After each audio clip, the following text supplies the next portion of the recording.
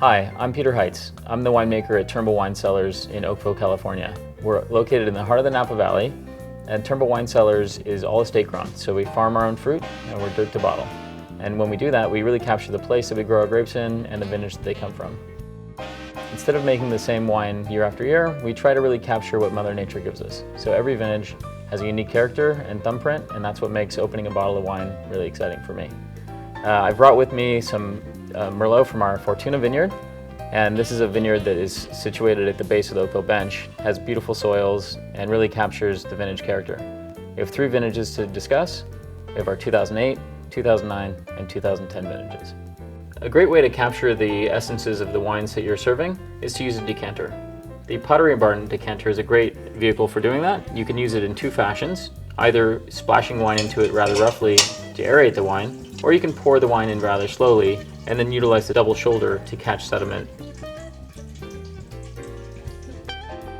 We're going to make a quick tasting through these 3 vintages. We'll start with the 2008. The 2008 vintage was marked by a very cold spring. There were 30 frost nights, and that set a very small crop. And the result in the nose is dark, hedonistic fruit. So aromatically, the wine has dark plum-like flavors, dark cherry, really rich and round. The 2009 vintage, that Goldilocks vintage where the weather was just kind of perfect, aromatically has freshness and brightness. So the wine presents more like strawberries and raspberries with a nice aromatic lift.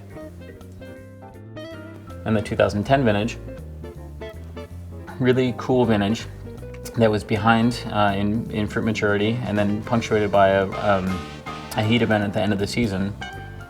Kind of combines elements of the 2 vintages prior. Aromatically, there's some dried fruit characteristics, but underneath there's some freshness and lift. When putting together a vertical tasting, there's 3 important things to consider. You should work with wines that you enjoy. Secondly, you should find wines from the same producer and ideally from the same vineyard site. You should do a little bit of research on the weather pattern that was in play in the place that the wines were grown, so that you have some basic understanding of how those might interact with the wine flavors that you're tasting. I think doing vertical tastings is a great way to kindle the sense of discovery in wine. Pottery Barn provides these downloadable tasting note cards which can help you guide your guests through a vertical tasting. Enjoy your wine.